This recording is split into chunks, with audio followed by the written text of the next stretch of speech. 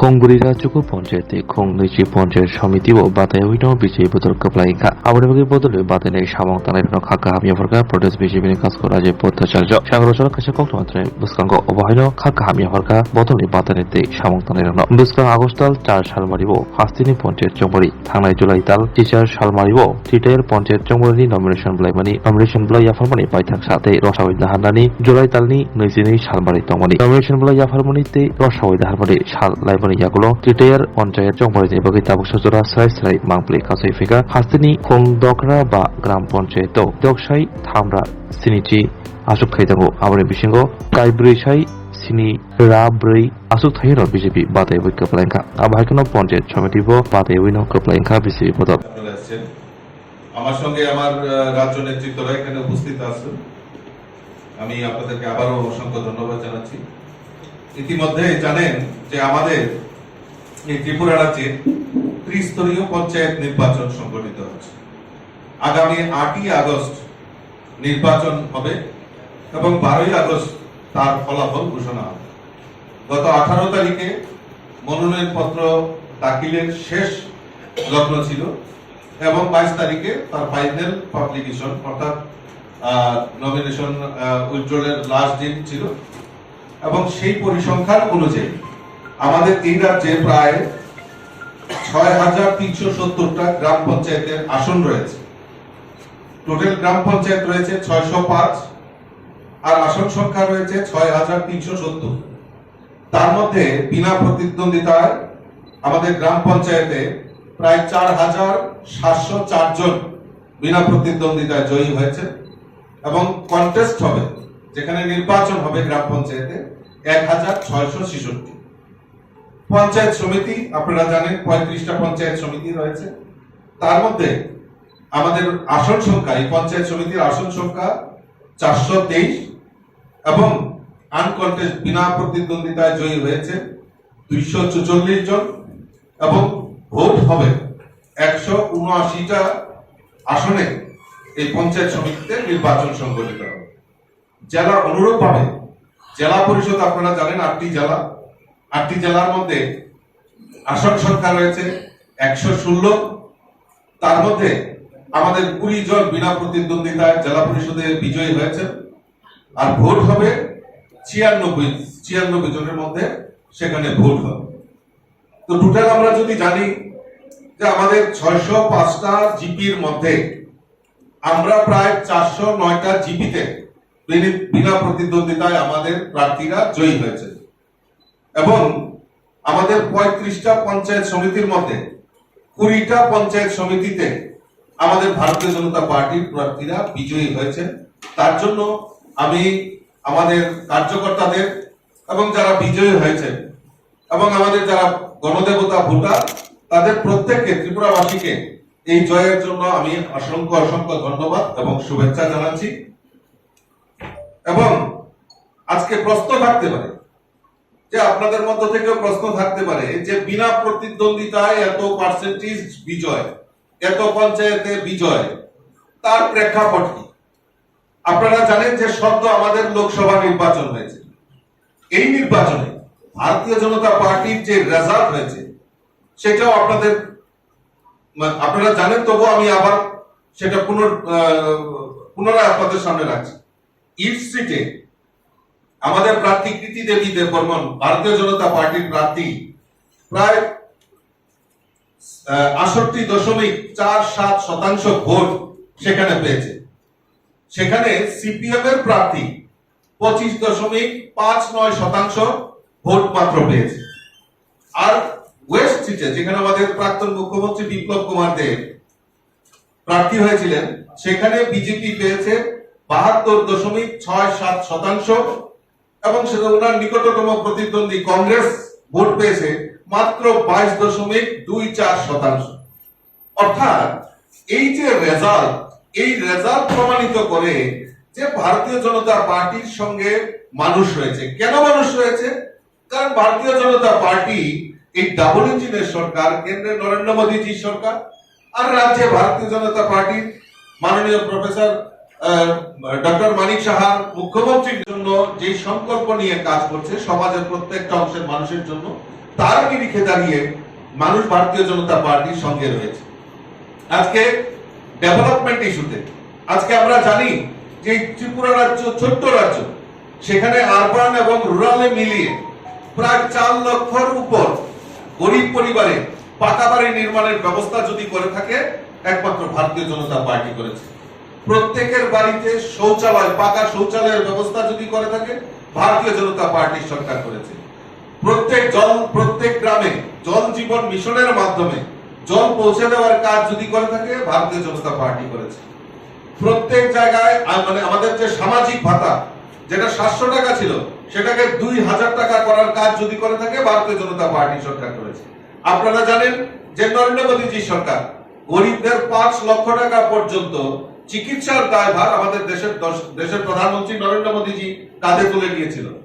কিন্তু অত্যন্ত পরিতাপের বিষয় যে ত্রিপুরা রাজ্যে 2011 সালে যখন সেন্সাস হয়েছিল, সিপিএম এর কমিউনিস্টের সরকার ছিল, আর তখন স্বজন পোষণ নীতির কারণে তাদের এলসিএম, ডিসিএম, সিসিএম তাদেরকে বিপিএল এর আওতায় অন্তর্ভুক্ত করা হয়েছে, অথচ প্রকৃত যারা গরিব তাদেরকে বঞ্চিত করা হয়েছে।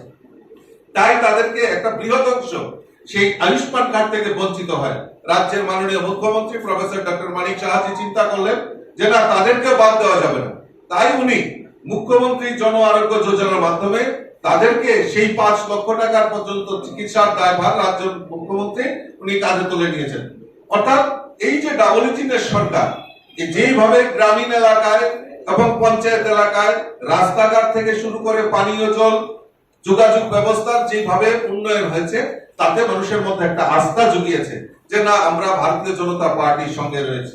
পিডিএস সিস্টেম, আজকে রেশন শপে বিনা পয়সা চাল দেওয়া থেকে শুরু করে আজকে রেশন শপের মাধ্যমে চিনি, মুসুরি ডাল, সয়াবিন তেল, চা পাতা এগুলি প্রদান মানে ন্যায্য মূল্যে ক্রয় করার ব্যবস্থা আমাদের গরিব মানুষদেরকে করে দিয়েছে আমাদের রাজ্য সরকার। তার উপর আস্থা রেখে মানুষ একটাই চিন্তা করে যে না, এই তার জন্যই মানুষ ভারতীয় জনতা পার্টির পূর্ণ আস্থা রয়েছে। তাই ভারতীয় জনতা পার্টিকে গত লোকসভা নির্বাচনে ভোট দিয়েছে। এই পঞ্চায়েত নির্বাচনেও বিরোধী দল যে অভিযোগ করছে যে বিনা প্রতিদ্বন্দ্বিতায় জয় হয়েছে, তার ব্যর্থতা। কারণ অনেক জায়গায় তো কন্টেস্টেন্ট হচ্ছে।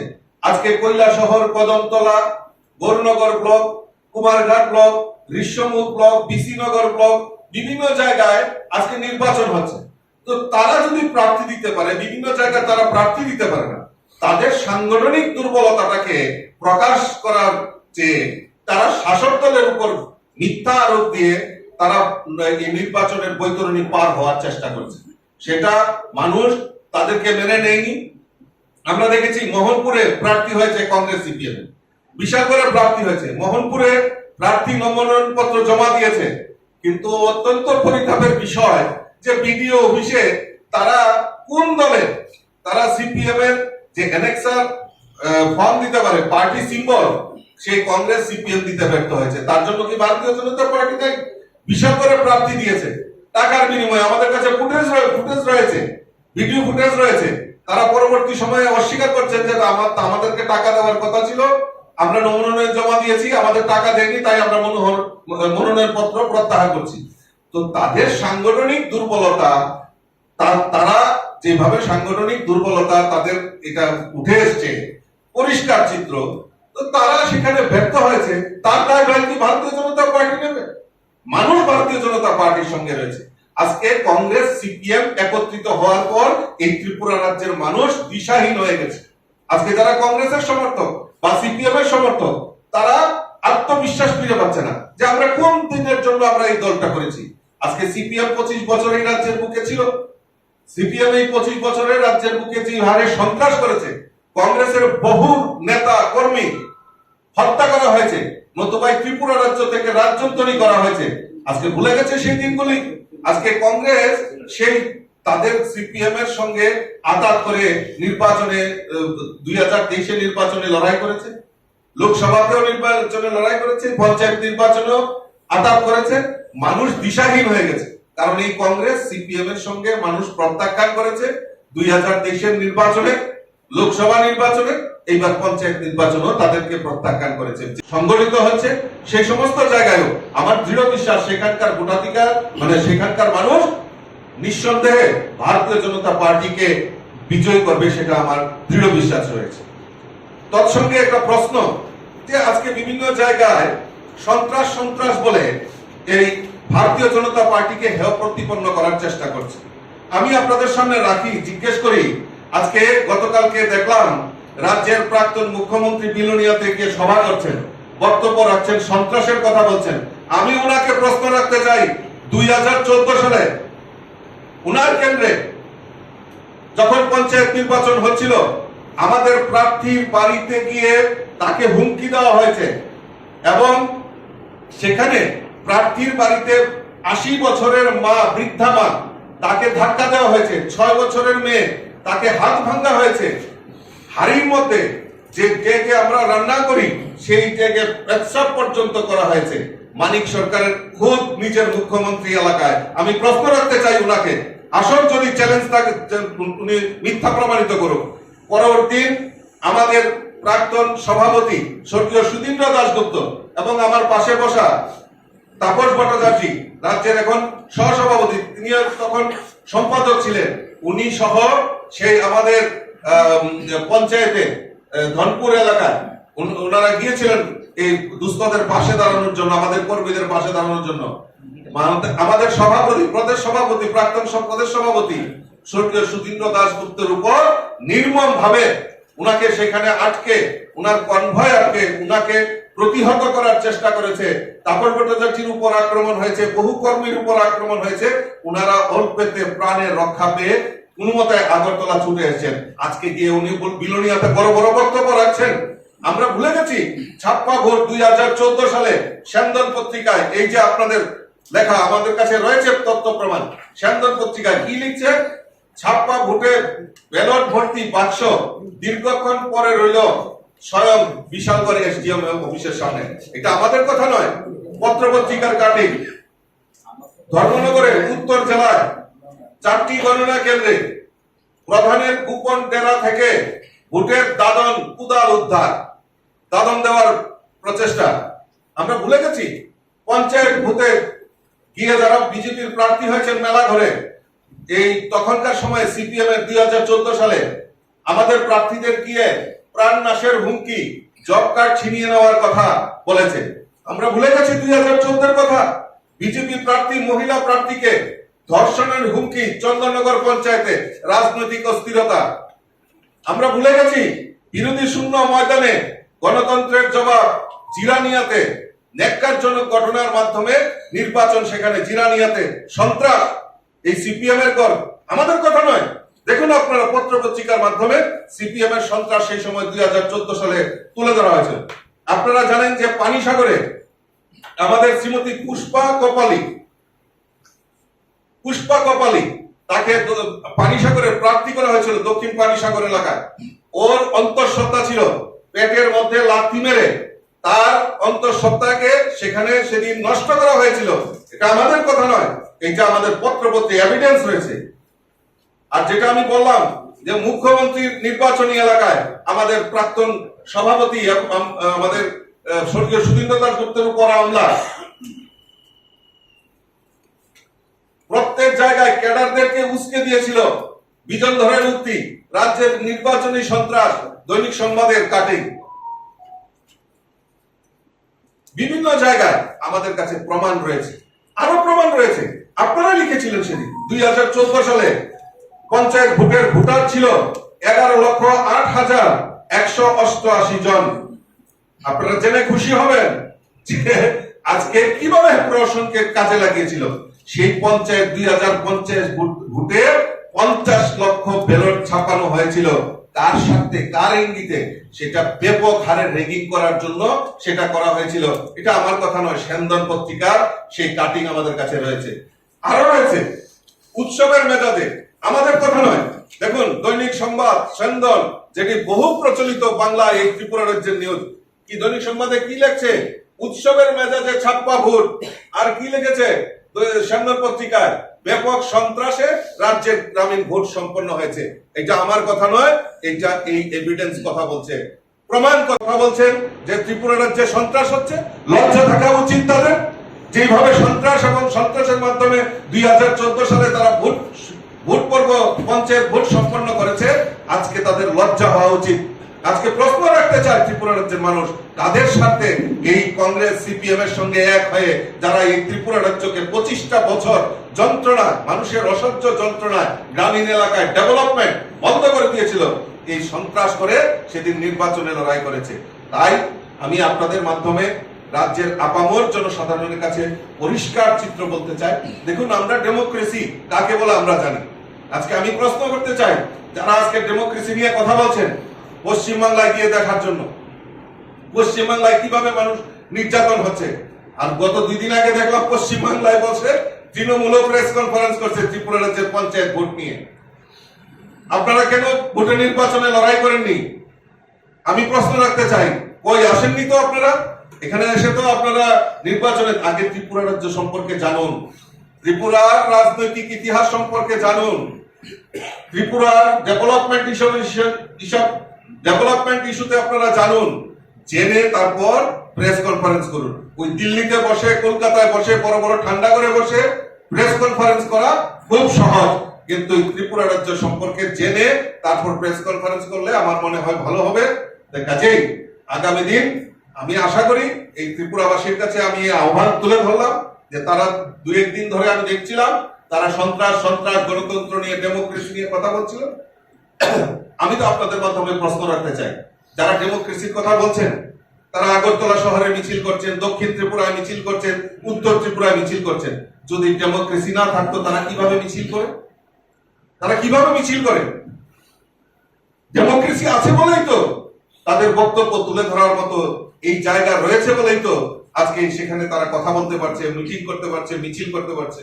আমরা আহ্বান জানাই আপামর জনসাধারণের কাছে, যে সমস্ত মিথ্যা কুপ্রচার করে এই ভারতীয় জনতা পার্টি এবং শাসক দলকে কালিমা লিপ্ত করার একটা প্রয়াস করছে, তার থেকে সাবধান থাকার জন্য আমি আপনাদের মাধ্যমে আপামর জনসাধারণের কাছে আমি আহ্বান রাখছি।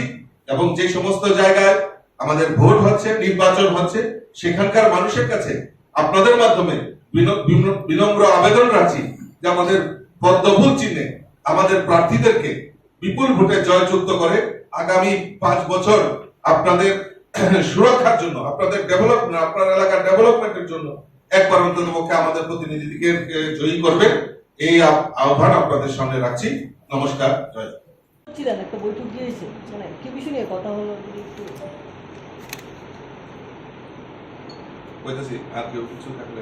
আচ্ছা, বিরোধীদের একটা অভিযোগ যে তারা প্রত্যেক মাসে 3000 উপরে প্রার্থী দিতে পারেনি এবং এটা বিজেপির ক্যাডারদের দ্বারা আটকানো হয়েছে এবং নমিনপত্র জমা দিতে পারেনি। তো সেই বিষয়ে কি বলবেন? রাজ্যের সন্ত্রাসটা নিয়েও বলছিল এবং পাশাপাশি আপনারা যে জয়ী কথা বলছেন সেটা একমাত্র কারণ যে তারা নমিনেশন জমা দিতে পারে সেই বিষয়ে। আর শরিক দলের তারা কি আপনারা একসঙ্গেই আপনারা ইয়ে করছেন, প্রতিদ্বন্দ্বিতা করছেন নাকি আলাদা আলাদা? প্রথম প্রশ্ন হলো, গতকালকে আমাদের একটা বৈঠক। দেখুন, আমাদের প্রায় সময় আমরা বৈঠক করে থাকি এবং এই নির্বাচন পরিচালনার ক্ষেত্রে আমার জেনারেল সেক্রেটারি একটু আগেই বলেছেন যে আমরা একটা 12 জনের টিম আমরা তৈরি করেছি এবং সময় সময় আমরা বসি এবং এই নির্বাচনে কিভাবে আমরা লড়াই করব, কিভাবে মানুষকে আমরা সুবিধা দেব, সেই সম্পর্কে আমরা বিস্তারিত আলোচনা করি। গতকালকেও আমাদের বৈঠক হয়, মাননীয় মুখ্যমন্ত্রীও ছিলেন, আমাদের টিমের যারা তারাও ছিলেন। আমরা একটা সিদ্ধান্ত নিয়েছি, যারা যেখানে যেখানে আমরা বিনা প্রতিদ্বন্দ্বিতায় জয়ী হয়েছি সেই সমস্ত প্রার্থীরা পঞ্চায়েত সমিতি এবং জেলা পরিষদ তারাও বাড়ি বাড়ি যাবে, মানুষের সমস্যার কথা শুনবে এবং পঞ্চায়েত গঠিত হলে মানুষের এই সমস্যাগুলি প্রায়োরিটি বেসিসে কিভাবে সমস্যার সমাধান করা যায় তার জন্য আমরা আমাদের সংগঠনের তরফ থেকে সেটা নির্দেশ দেওয়া হয়েছে এবং সেটা আমরা সিদ্ধান্ত নিয়েছি। দ্বিতীয় প্রশ্ন হচ্ছে যে সন্ত্রাস সম্পর্কে কোন জায়গায় ভোট দিতে পারে না, কোন জায়গায় মনোনয়ন পত্র দিতে পারেনি। আমি যদি উল্টা বলি আপনাকে, যে আমরা তো যেখানে মনোনয়ন, কাকরাবনে আমাদের যখন মনোনয়ন জমা দিতে গেছে, আমাদের সেখানকার যিনি বিধায়ক উনি গোলাপ ফুল দিয়ে তাদেরকে বরণ করেছে। তারা প্রার্থী দিতে পারছে না, তাদের সংগঠন নেই, তাদের সাংগঠনিক দুর্বলতাটা যদি এখন বিজেপির উপর আরোপ লাগিয়ে তারা অ্যাকচুয়ালি বৈতরণী পার হওয়ার চেষ্টা করছে, এছাড়া আর কিছু না। অ্যালায়েন্সের ব্যাপারে যে আপনি প্রশ্ন করেছেন খুব সুন্দর। আমরা আমাদের, আপনারা ইতিমধ্যে জানেন আইপিএফ কি সঙ্গে আমাদের অ্যালায়েন্স ছিল 2018 থেকে, সেটা 2023 আমরা বিদ্যমান রেখেছি। এবং লোকসভা নির্বাচনের আগে আমাদের ত্রিপুরা মাথার সঙ্গে আমাদের অ্যালায়েন্স হয়েছে। দুইজন ওনাদের বিধায়ক আমাদের মন্ত্রী হয়েছেন, মন্ত্রিসভায় যোগ দিয়েছেন, এবং এই পঞ্চায়েত নির্বাচনে বিভিন্ন জায়গায় অ্যালায়েন্সের তাদের সঙ্গে আলাপ আলোচনার মাধ্যমে আমাদের কমলপুর, সালেমা, আমাদের বামুটিয়া, সিন্না, মোহনপুর বিভিন্ন জায়গায় অ্যালায়েন্সের মাধ্যমে তাদেরও প্রার্থী আমরা দিয়েছি। বিভিন্ন জায়গায় অ্যালায়েন্সের মাধ্যমে কিছু প্রার্থী তারাও দিয়েছে ত্রিপুরা মাথা। সিম্বল কি থাকবে? এটা তাদের সিম্বল। ধন্যবাদ, থ্যাংক ইউ। স্বাগত। আপনারা জানেন যে আসন্ন ত্রিস্তরীয় পঞ্চায়েত নির্বাচনকে সামনে রেখে 11 তারিখ থেকে 18 তারিখ পর্যন্ত নমিনেশন গেছে। আর আমরা দলীয় তরফ থেকে আপনারা জানেন যে আমরা 12 সদস্য বিশিষ্ট একটা নির্বাচন ম্যানেজমেন্ট কমিটি আমরা বানিয়েছিলাম আমাদের দলের শীর্ষস্থানীয় নেতৃত্বদের নিয়ে, এবং আমরা একটা রোবাস্ট ডেমোক্রেটিক এক্সারসাইজ করেছি, যার মাধ্যমে গ্রাম পঞ্চায়েতের 6370 সিটে, সমিতির 235 এবং জেলা পরিষদের 116টা সিটে আমরা প্রার্থী চয়ন করেছি। এবং এটা আমার মনে হয় যত রাজনৈতিক দল আছে কারাই এত বড় একটা এক্সারসাইজ করার মতো সক্ষমতা আজকের দিনে নেই। আর আমরা ত্রিস্তরীয় পঞ্চায়েতে 22 তারিখের পরে যে আমরা চিত্র পেয়েছি, তাতে আমরা প্রায় 71% সিট আমরা 3 পর্যায়ে ত্রিস্তরীয়তে গ্রাম পঞ্চায়েতে, সমিতিতে এবং জেলা পরিষদে প্রায় 71% আমরা আনকনটেস্টেডভাবে জিতেছি। এবং আমি ধন্যবাদ জানাবো আমাদের মাননীয় রাজ্য সভাপতি এবং রাজ্যের মাননীয় মুখ্যমন্ত্রী, যাদের সুদক্ষ নেতৃত্বে আমরা আজকে এই নির্বাচনের হওয়ার আগেই এত ব্যাপক একটা আমরা জয় পেয়েছি। এবং আমি অনুরোধ করব আমাদের রাজ্য সভাপতিকে আমাদের এই পঞ্চায়েত নির্বাচন নিয়ে যারা সাংবাদিক বন্ধুরা উপস্থিত হয়েছে তাদের অ্যাড্রেস করার জন্য। স্বর্ণকমল স্বর্ণবর্ষা 2 জুলাই থেকে 23 আগস্ট। মেগা লাকি ড্রতে 2টি স্কুটি, লাকি ড্রতে 7টি স্বর্ণমুদ্রা, হীরের গয়নার মজুরিতে 75% ছাড় এবং সোনার গয়নার মজুরিতে 20% ছাড় থাকছে প্রতি কেনাকাটায় নিশ্চিত উপহার। এছাড়া যে কোনো হলমার্ক যুক্ত গয়নার সমমূল্যের হলমার্ক যুক্ত নতুন গয়না কেনার সুবর্ণ সুযোগ। স্বর্ণকমল জুয়েলার্স, আজই আসুন আমাদের আগরতলা এবং উদয়পুরের শোরুমে। শর্তাবলী প্রযোজ্য। লেম্বসরা বাগবাড়ি ও তংমা Rajshree college of education and skill college Tripura हापांबाई गसुमुं मानजाक ते त्रिपुरा यूनिवर्सिटी एफिलिएटेड एबा रुंखुंगो चितकजा कायसा इंग्लिश मीडियम कलेज और physics, chemistry, mathematics, botany, geology, human physiology, geography, English, Kokborok, political science, history, education, philosophy, sociology और सब्जेक्ट रक परिरेजागो और रुंगनो कतर पढ़ने रंगनो ऑल इंडिया कम्पिटिटिव आमजमुरंगनि बागैबो मागनांगनो फोरोंजागो रोंसुनो रंगनि बागै थगै जुदा मेंटर तंगो तै तंगो बास मालखुंनि सेबसाब तंगो कुचुक ब्रेमनि लाइब्रेटरी स्मार्ट क्लास बाबाई बुरै नायथक खालांजाक तंबयनि बिसिंगो संजाजाक राजश्री कलेजो खास रांगैनो साबसुतरा नबचावै लेखाफोरा खलायमानो हायके लेरियावै तिनिनो फायदि निनि आनि जतनि college Rajshree college of education and skill निकुमा बागबारी लेम्बसरा त्रिपुरा ककदुग नंबर 9873673875।